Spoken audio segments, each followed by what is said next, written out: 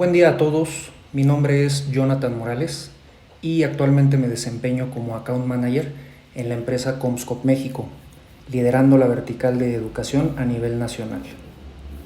Antes de empezar, los invito a hacer uso del chat, el cual está disponible para que puedan a través del mismo participar, dar comentarios o que podamos aclarar alguna duda.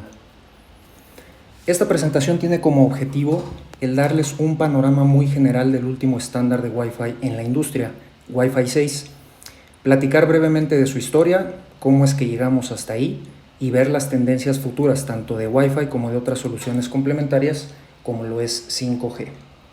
¿Por qué Wi-Fi es el nuevo gran suceso en las redes inalámbricas?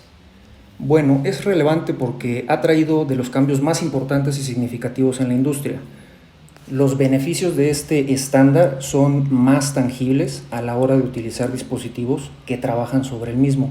Hablamos de que prácticamente desde la llegada de la cuarta generación no había un cambio o un estándar que causara tanto impacto y trajera tantos beneficios. Repasemos algunos conceptos básicos y la evolución de este estándar. Muy bien, 802.11. Surge como estándar en el año de 1997 y de hecho el primero de estos garantizaba la transmisión a velocidades de 1 megabit por segundo y hasta 2 megabits por segundo a través de señales de radio.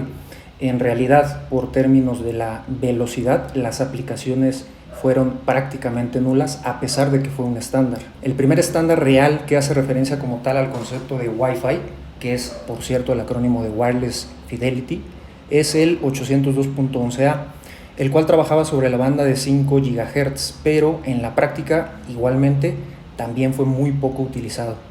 El primer estándar con un uso comercial ampliamente difundido fue 802.11b, el cual se conoce hoy como Wi-Fi 2 y permitía velocidades de hasta 11 megabits por segundo sobre la banda de 2.4 GHz. Acrónimos y números estaban causando mucha confusión, así que pues prácticamente este año se decide renombrar a todos los estándares con un número, siendo el primero 802.11a, Wi-Fi 1, y el último, que es el más reciente, 802.11ax como Wi-Fi 6. La Wi-Fi Alliance, por otro lado, es la entidad reguladora de todo lo relacionado con las redes Wi-Fi. Surge en el año de 1999 y en realidad no es una empresa, es un conjunto o un consejo de empresas formadas originalmente por menos de 5 compañías y hoy en día está conformada por más de 150 miembros. De manera simple, ¿cómo es que funciona una red Wi-Fi? Prácticamente estamos hablando del envío y transmisión de datos usando ondas de radio. La codificación y decodificación de datos es un proceso pues prácticamente constante. Cuando hablamos de ondas de radio y cuando hablamos de aire como el medio de transmisión, partimos entonces de que al ser el aire de nuevo el medio, esto es propenso y está sujeto a muchas leyes de la física. Y bueno, estas obviamente pueden alterar el comportamiento de las señales mientras viajan desde el endpoint al punto de acceso y viceversa. Es importante entonces tener claros ciertos conceptos básicos como los que aparecen en esta lámina. Me voy a saltar el de ganancia primero y les voy a platicar de primero la reflexión o el rebote. Esto se refiere a aquellas señales que se van a ver reflejadas a través de un medio en particular. La refracción, que es la capacidad de atravesar el medio. La dispersión, que bueno, es un fenómeno de la refracción y quiere decir que la señal que pasa a través del medio se va a dividir adquiriendo nuevas características. La absorción, que en términos de Wi-Fi la podemos interpretar como la pérdida de una señal. Una señal entra a un medio como un muro, por ejemplo, y la señal se puede perder. Y la difracción, que es la capacidad de transmutar de la onda cambiando sus características cuando ésta pasa por espacios reducidos. Pensemos, por ejemplo, en una ventana abierta, en una puerta abierta, la señal pasa por esos espacios y de nuevo ve cambiadas ligeramente algunas de sus características. La ganancia, por otro lado, es la forma de medir el rendimiento de la antena, lo mismo que la pérdida.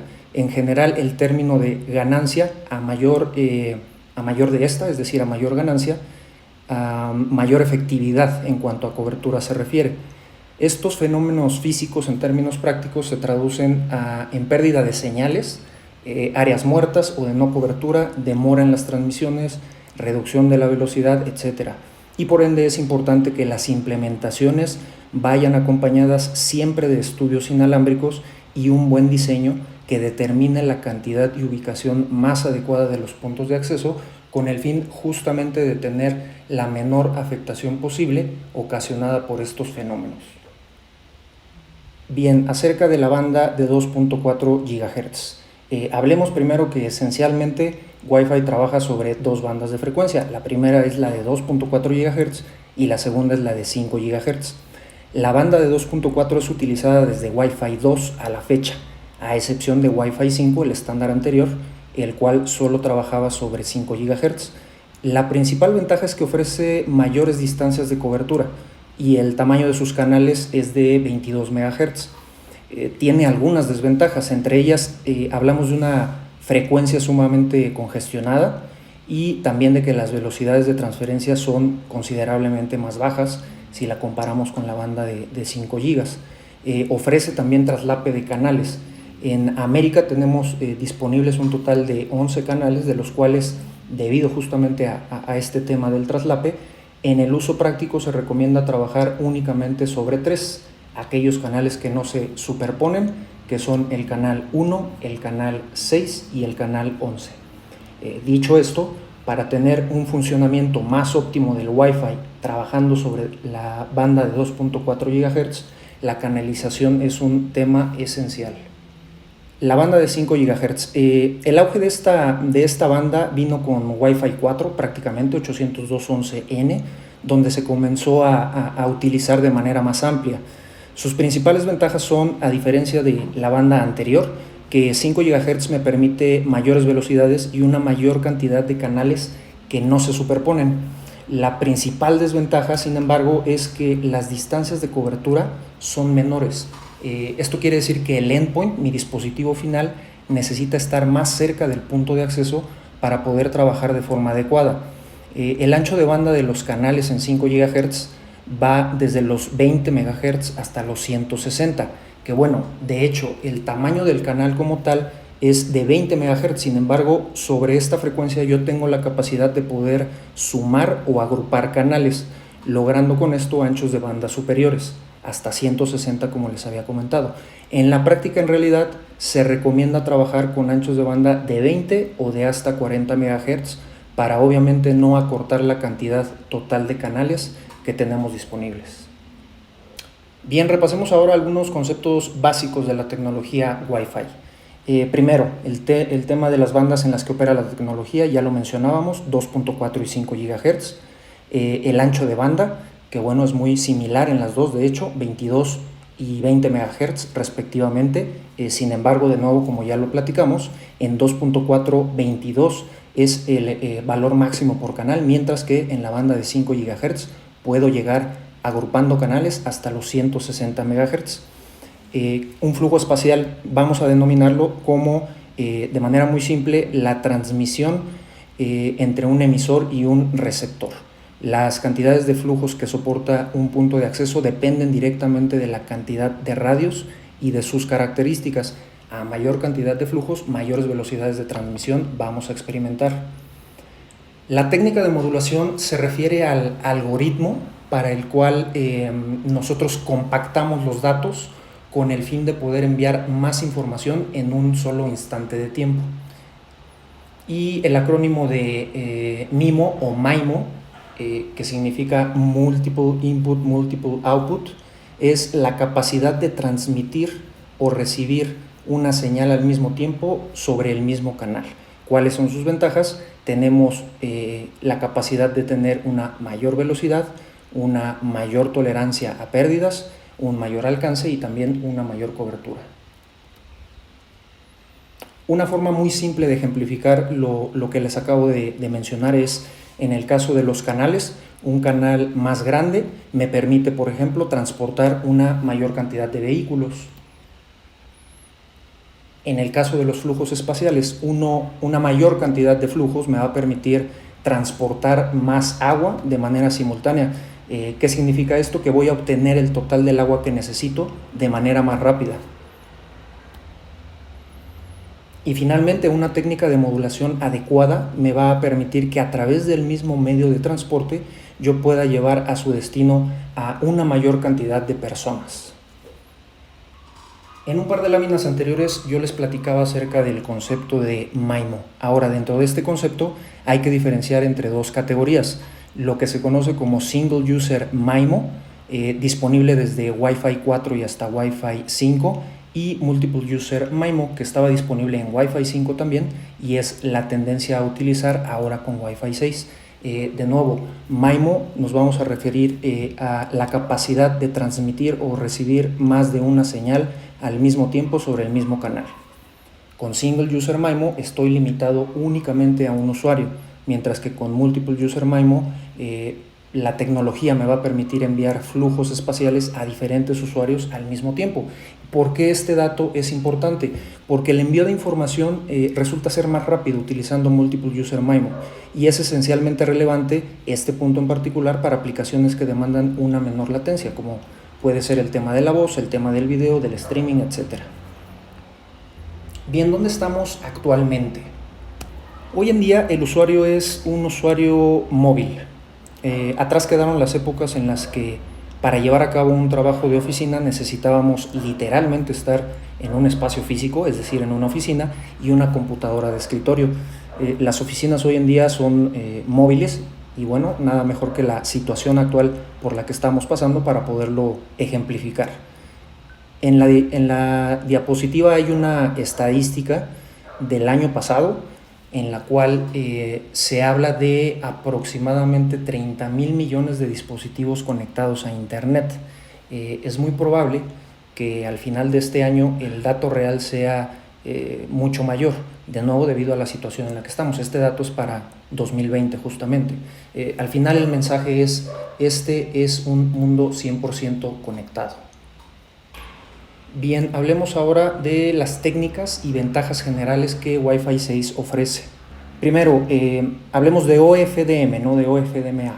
OFDM es la técnica que se utilizaba hasta antes de Wi-Fi 6, la cual permite dividir las señales de transmisión de datos en partes más pequeñas y asignarlas a un usuario en específico. La ventaja de la técnica es que mejora considerablemente la transmisión de datos y la eficiencia de la red. Ahora sí, OFDMA, utilizada ya en Wi-Fi 6, hablamos de la misma funcionalidad, pero con la capacidad de hacer esta división de las señales de transmisión para múltiples usuarios, no nada más para uno. Multiple User MIMO, que es un concepto que ya revisábamos, la capacidad que voy a tener de transmitir múltiples flujos espaciales a múltiples usuarios de manera simultánea. Más adelante vamos a ver que OFDMA y Multiple User MIMO comparten algunas características, son de hecho técnicas muy similares y que se van a complementar entre sí. Y bueno, finalmente el tema de eficiencia energética, que se refiere al endpoint directamente, es decir, a mi dispositivo, computadora, teléfono móvil, etcétera, y lo cual se traduce o se va a traducir en que las tarjetas de red que tengamos van a ser mucho más eficientes.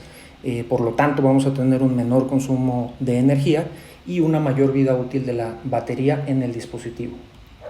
Siguiendo con la parte técnica, hablemos de la técnica de modulación. La técnica que se va a utilizar con Wi-Fi 6 es, o que se utiliza más bien con Wi-Fi 6 es 1024 QAM, que es la técnica que me va a permitir encapsular y enviar una mayor cantidad de datos en un instante de tiempo. Hablando de nuevo de OFDM, el hecho de tener símbolos más largos lo que me va a permitir es enviar una señal durante un mayor tiempo en un instante específico. Esto va a mejorar la transmisión de datos y la eficiencia general de la red. Y bueno, finalmente coloración BSS, que es otra mejora que se introduce con Wi-Fi 6 y la cual les voy a detallar un poco más adelante con un ejemplo. De nuevo, OFDM es la división de una señal de datos en partes más pequeñas, mientras que OFDMA es exactamente el mismo concepto o técnica, pero con la capacidad de hacer esta división para múltiples usuarios, ¿no? Con lo cual vuelvo la técnica mucho más eficiente. Esta es una forma gráfica de ejemplificar cómo trabaja MIMO, Multiple User MIMO, en Wi-Fi 5 y cómo lo hace en Wi-Fi 6.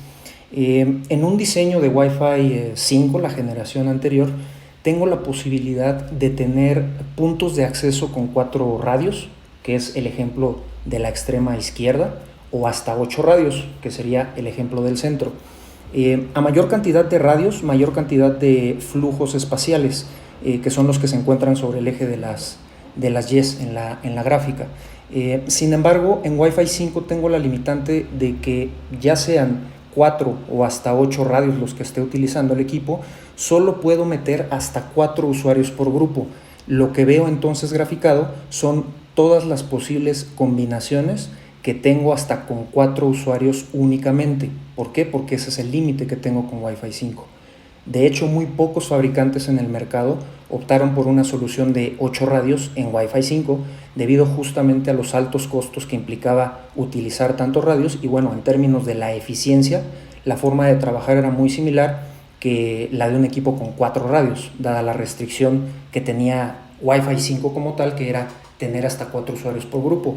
En el caso de Wi-Fi 6, que es el ejemplo de la extrema derecha, tengo la capacidad de manejar hasta 8 usuarios por grupo, por lo que en un punto de acceso que maneje 8 radios, el aprovechamiento es pues prácticamente al máximo, ¿no? Tengo la posibilidad de manejar todas las posibles combinaciones. Esto se traduce en tener una mayor capacidad para enviar información a más usuarios en el mismo instante de tiempo y también la posibilidad de manejar un mayor número de combinaciones, lo cual me da la ventaja de poder realizar el envío de datos de manera más rápida si lo comparamos con la tecnología anterior. Lo mencionábamos anteriormente, OFDMA y Multiple User MIMO son técnicas muy similares, que en realidad son complementarias y de manera operativa y funcional trabajan no prácticamente igual, pero de nuevo sí de manera muy parecida. La diferencia está en que aplican para diferentes casos de uso. Los puntos de acceso Wi-Fi 6 cuentan con la inteligencia para poder utilizar una técnica o la otra, dependiendo de los factores que pueden ser tanto internos como externos. Por ejemplo, la cantidad de usuarios, la ubicación de los usuarios, el tipo de datos o de tráfico que se está mandando, el volumen de tráfico que se está enviando, el tamaño del buffer, etc. La interacción del administrador no es necesaria. Esto prácticamente el Access Point lo maneja de manera inteligente. Él es capaz de definir qué técnica utilizar dependiendo del caso práctico que se esté usando con cada uno de los usuarios en específico. De nuevo, el tema de eficiencia energética en el endpoint que les comentaba anteriormente se logra mediante la activación, vamos a decirlo, del dispositivo final únicamente cuando se transmite o se recibe información o datos. El resto del tiempo el dispositivo va a permanecer en un estado de bajo consumo de energía, en un estado de espera, como se ve en el ejemplo. Los dispositivos Wi-Fi 6, el API y el usuario, el endpoint, van a llevar a cabo una especie de emparejamiento para establecer estos tiempos en específico. Y bueno, el resultado, como ya mencionábamos antes, es que vamos a tener en nuestro endpoint baterías más eficientes y de mayor duración. Bien, el concepto de coloración de BSS, lo que se conoce también como el Basic Service Set, se refiere a la identificación por colores de las señales inalámbricas que se superponen. En el ejemplo de la izquierda, la forma tradicional de operar es que si el usuario 2 conectado al AP1 está en una zona de traslape, es decir, entre dos señales inalámbricas, dicho usuario tiene que esperar forzosamente a que el medio esté disponible para los dos access points antes de poder transmitir. Esto quiere decir que los tiempos de espera son largos. Con la técnica de coloración de BSS, el mismo ejemplo pero ahora del lado derecho, yo voy a poder, o el access point va a tener la capacidad de identificar con un color diferente la señal del AP adyacente, por lo que basta con que el mismo usuario espere a que el medio esté disponible nada más para el access point 1, que es al cual está conectado, para poder empezar a transmitir. Esto quiere decir que la interferencia del AP2 va a quedar descartada y por lo tanto el tiempo de espera va a ser menor. En la práctica esta técnica es especialmente útil para mejorar el roaming, evitando así que un usuario quede conectado a un punto de acceso en específico, a pesar de que el usuario ya se haya movido a otra zona de cobertura, donde otra antena o otro access point más bien le pueda dar un mejor servicio. Ahora, ¿qué pasa con los usuarios legacy? ¿Cómo es que ellos se benefician también de la nueva tecnología? Lo que vale la pena decir en primer lugar es que Wi-Fi 6 es retrocompatible 100% con todos los estándares anteriores, desde Wi-Fi 1 hasta Wi-Fi 5. Ahora, si bien las ventajas que hemos mencionado de nuevo aplican únicamente para usuarios que estén utilizando tecnología Wi-Fi 6, los usuarios legacy se van a ver completamente beneficiados por un efecto de rebote, vamos a llamarlo así. Ejemplos: una mayor capacidad de encapsulamiento me permite atender más rápido y de forma más eficiente a usuarios Wi-Fi 6. Por ende, se van a reducir también los tiempos de espera para los clientes legacy. Otro ejemplo: una atención a más dispositivos de manera simultánea me permite tener más tiempo disponible en el access point para clientes legacy, etc. Bien, hablemos acerca de consideraciones de diseño. Wi-Fi 6 por sí solo no va a traer las ventajas de manera natural si no tenemos contemplada una serie de consideraciones alrededor del propio estándar o del propio Wi-Fi. Partiendo de lo más elemental y básico, el punto de acceso y el endpoint deben ambos soportar Wi-Fi 6. Hasta, obviamente otras consideraciones de tecnologías paralelas que deben también tomarse en consideración.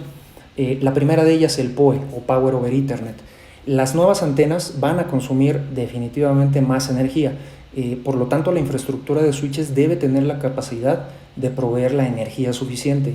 El no soportarlo va a depender mucho del fabricante, pero hay dos casos: el no soportar o que el switch no tenga la capacidad de PoE suficiente va a implicar o que en el caso 1 la antena no sirva, no pueda ser utilizada porque carece de la energía suficiente, o número 2, que la antena o el access point más bien funcione pero con un desempeño mucho menor. Esto querría decir que no estaría operando en la modalidad de Wi-Fi 6 como tal. Por eso el tema de potencia es muy importante. Siguiendo con la parte de switches, el tener puertos multigiga para poder acceder a mayores velocidades. ¿Por qué? Porque si necesito o voy a otorgar mayores velocidades en el aire, debemos primero garantizar que tengo esa velocidad o esa capacidad de velocidad a través del cable. El switch, por lo tanto, debe tener la capacidad de soportar velocidades superiores a 1 gigabit por segundo. Finalmente, algo que en muchas ocasiones los clientes pasan por alto es el tema del cableado. El tema del cableado es un punto bien importante también a considerar. El mismo debe ser al menos categoría 6A para esta nueva tecnología y cumplir con los estándares TIA 568 y en el caso de México con la NOM 001-2012, que hablando del estándar en los Estados Unidos, hablaríamos de la NEC. Además de tener que considerar un diseño por zonas. Estos 3 puntos son igualmente importantes y relevantes para poder sacar el máximo provecho de Wi-Fi 6. De hecho, son importantes para que Wi-Fi 6 realmente tenga sentido en términos de la velocidad y las ventajas que ofrece. De nada va a servir estar con la última tecnología de Wi-Fi si no se está estandarizado tanto en el cableado como con la última tecnología de switches disponibles también. Es importante entonces que para cualquier diseño de redes Wi-Fi se contemplen también tanto los switches como el cableado.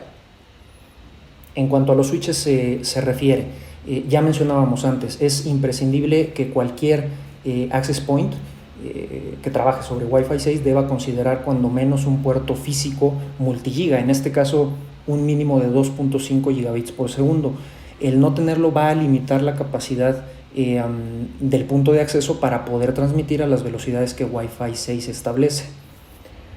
En el tema de potencia del Power over Ethernet, es deseable que los switches propuestos soporten como mínimo el estándar PoE++, que me entrega hasta 60 watts por puerto, pero en realidad es altamente recomendado que se utilice POH o Power over High Definition, como se define, como la opción final. ¿Por qué? Porque POH me da la ventaja de trabajar hasta con 95 watts por cada puerto. Dado que dependiendo del fabricante de APs este podría consumir más o menos energía, es importante que se consideren puertos que te ofrezcan la mayor variedad de potencia de este sentido. POH tiene un budget considerablemente más alto, lo cual me permite además estar preparado para soportar conexiones de otro tipo de dispositivos de alto consumo, tales como cámaras en alta definición, por ejemplo. Y bueno, ¿qué tenemos mañana? Vamos a volver al origen de la presentación. Hablábamos de 2 bandas de frecuencia para trabajar, entonces esto por sí solo ya es una limitante. Y adicionalmente cada una de las bandas de frecuencia tienen sus propias limitantes. Wi-Fi 6, al igual que Wi-Fi 5, está más enfocada a trabajar sobre la banda de 5 GHz. La realidad es que esta banda está también empezando a llegar a sus límites. A su vez, 2.4, la banda de 2.4 sigue siendo una frecuencia altamente demandada y utilizada, pero bueno, por lo tanto también está cada vez más saturada, además de todos los inconvenientes que ya comentábamos anteriormente que se tienen. Voz y video, por cierto, son las aplicaciones que más uso tienen sobre la banda de los 5 GHz, por los temas que ya veíamos anteriormente, latencia, etc. Una de las soluciones pensadas en el futuro de Wi-Fi, es el incluir nuevas bandas de frecuencia a la tecnología. En el caso, por ejemplo, de los Estados Unidos, la banda de 6 GHz ha sido liberada y dicha banda ofrece un nuevo espectro con respecto a sus antecesores, lo cual permitiría tener un rango más amplio para trabajar sobre esta banda durante los siguientes años.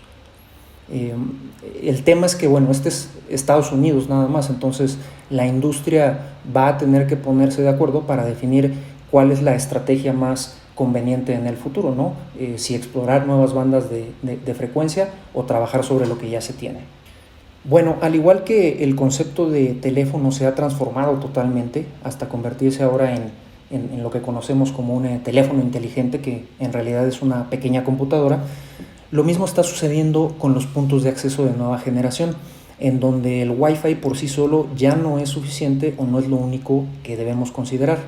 Hay que voltear y ver el resto de los protocolos que convergen o viajan a través de la red. El concepto de Internet de las cosas es una revolución hoy en día, una realidad, y este ha traído una gama de dispositivos nuevos que se conectan a través del Wi-Fi también, como cerraduras, luces inteligentes, termostatos, BLE, etcétera, que utilizan el mismo medio para el envío de información y que sin embargo tienen o funcionan sobre protocolos que son propietarios o son diferentes. El resto, o más bien el reto que tenemos al tener estos nuevos protocolos viajando sobre la red Wi-Fi es que vamos a necesitar utilizar herramientas, incluido obviamente el punto de acceso, pero también sistemas de gestión que estén prácticamente unificados. ¿Por qué? Porque la tarea de administración se está volviendo cada vez más compleja. Con el fin de ayudar a reducir la complejidad de los sistemas de administración de redes inalámbricas y ahora del Internet de las cosas también, se debe entonces contar con herramientas dentro de estos sistemas, las cuales puedan alertar o dar aviso al usuario acerca del comportamiento de la red inalámbrica. Mediante algoritmos de Machine Learning, un sistema de administración de redes hoy en día, esto ya existe hoy, es capaz de aprender el comportamiento de la red inalámbrica y con base en este poder mandar alertas previo a que suceda un problema o hacer recomendaciones para mejorar el desempeño de la red, ¿no? Antes era, como lo dice la lámina, dime qué problema tienes, y ahora es, te voy a decir yo qué problema tienes o qué problemas estoy viendo para que juntos podamos definir qué es lo que se va a hacer para resolverlos. En el futuro se pretende que estos sistemas sean capaces de manejar, además de Machine Learning, también inteligencia artificial, con lo que se pretende que la red inalámbrica pueda autorremediarse y no únicamente alertar en caso de que se presente algún problema. Ahora hablamos en las últimas láminas del Internet de las cosas y pues esto es prácticamente en lo que se traduce. Tenemos múltiples dispositivos interconectados e intercambiando información entre sí.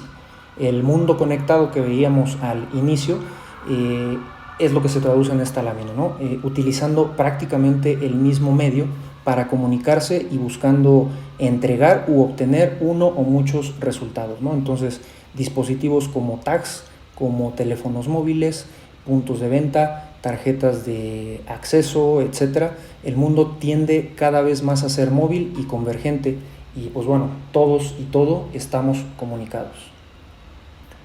Bueno, hablemos ahora brevemente acerca de 5G. Primero, igual que sucede con las tecnologías de Wi-Fi y su numerología, 5G hace referencia a la quinta generación de tecnologías para redes celulares. En términos de frecuencias, 5G abarca un espectro muy amplio. Se habla pues prácticamente de 3 rangos de bandas principales de operación, aquellas que son menores a 1 GHz, las que están entre 1 y 6 GHz, poniendo especial foco en las bandas de 3.3 y de 3.8, que son las que en la práctica ya han sido habilitadas, y las que están por encima de los 6 GHz, que por otro lado son las bandas o los rangos de frecuencia que me van a garantizar, dicho entre comillas, las velocidades a las que esta tecnología pretende llegar. Al igual que Wi-Fi 6, 5G trae mejoras en términos de ancho de banda y de velocidades. Y de nuevo, hablando de la velocidad en particular, hablamos de que se pretende que 5G pueda llegar a una velocidad de hasta 10 gigabits por segundo. Entre las otras mejoras que se encuentran, también está la disminución de la latencia y que tengamos una mayor conexión de dispositivos por cada celda de manera simultánea. Y bien, hasta este punto pareciera que Wi-Fi 6 y 5G corren en una dirección muy similar y con ventajas también muy parecidas, y bueno, de hecho así es. Sin embargo, estas son tecnologías que no están compitiendo entre sí. La expectativa futura es que las tecnologías sean 100% complementarias y no competitivas. En la lámina anterior hablábamos de los rangos de frecuencia para 5G. Dependiendo del rango de frecuencia, se van a requerir diferentes tipos de antenas o de celdas, las cuales, bueno, esto va a ser una tendencia obviamente en el largo plazo. En el corto, mediano, incluso yo me atrevería a decir en el largo plazo cercano, no va a ser posible un despliegue de estas características debido a los costos que esto implicaría. Tendríamos que meter muchas celdas y esto finalmente va a implicar costos más altos o gastos más altos. La aplicación de 5G hoy en día, donde ya existe, está focalizada en el rango de frecuencias que compone desde 1 GHz hasta los 6 GHz y prácticamente se queda a la mitad. Hablamos de los rangos que comprenden entre los 3.3 y los 3.8 GHz. Pero entonces, ¿qué hay de los otros rangos? ¿Qué hay del resto de las bandas de frecuencia? Es necesario entonces que se defina cuál es el movimiento siguiente. Trabajar sobre las frecuencias altas, sobre las bajas, sobre ambas, sobre las que ya se tiene, etc. El mundo se va a tener que poner de acuerdo primero acerca de la dirección que se debe tomar. Otra de las problemáticas que existe localmente es que cada país tiene frecuencias o rangos de frecuencia que se encuentran licenciados y otros que son libres. Es decir, vamos a tener bandas de frecuencia que podrían estar reservadas o ya utilizadas en un país X, pero en otro país pudieran estar libres y viceversa. 5G entonces es una realidad ya en unos países y sin embargo queda todavía muchos años por recorrer y para que la tecnología siga evolucionando y entonces alcance el punto que se espera de ella. Hoy en día, en el futuro próximo, la coexistencia de las dos tecnologías va a ser necesaria. De las dos tecnologías, hablo de 5G y de Wi-Fi, esta coexistencia va a ser necesaria para poder garantizar la cobertura y las velocidades que los clientes están demandando. Bien, entrando de lleno a las conclusiones. Respecto a este último punto, entonces, 5G y Wi-Fi son soluciones complementarias, como ya lo vimos. 5G estará enfocado a tener celdas en grandes cantidades con el fin de garantizar un backhaul considerablemente más amplio y más alto que el que tenemos con 4G hoy en día. Pero bueno, esto es algo que se va a dar en el largo plazo. Para la conexión al endpoint, la conexión final a mi dispositivo en el enterprise, abarcando pues prácticamente todas las verticales, hablemos de financiero, educación, construcción, retail, gobiernos, etc. Wi-Fi va a continuar eso y va a continuar siendo la opción que los clientes vamos a elegir. La convivencia entonces de ambas tecnologías es necesaria, va a ayudar a mejorar la experiencia de uso y reducir los costos de implementación. Ok, respecto a Wi-Fi 6, la tecnología hoy en día es una realidad.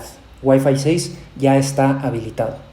Tiene como objetivo mejorar el envío de tráfico en la red Wi-Fi y hacerlo más eficiente, como mediante una mayor capacidad al momento de transferir los datos, un menor consumo de energía en los endpoints y por supuesto que también trae mejoras en el tema de seguridad. Wi-Fi va a continuar evolucionando y debemos esperar en el futuro nuevos drafts, nuevas mejoras y nuevos estándares también.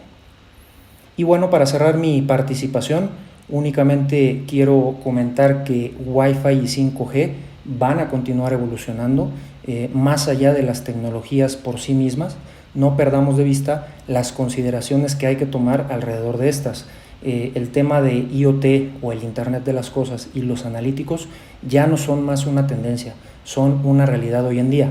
La conectividad física sigue siendo indispensable y de hecho, para asegurarnos que estas soluciones trabajen a las velocidades que se espera, es necesario contar con la mejor tecnología a nivel de switches y tener consideraciones en la parte de cableado. Por esto es necesario que sepamos diferenciar y elegir entre quienes están contemplando esto con tecnologías que van un paso adelante. Mi nombre es Jonathan Morales y agradezco mucho su atención.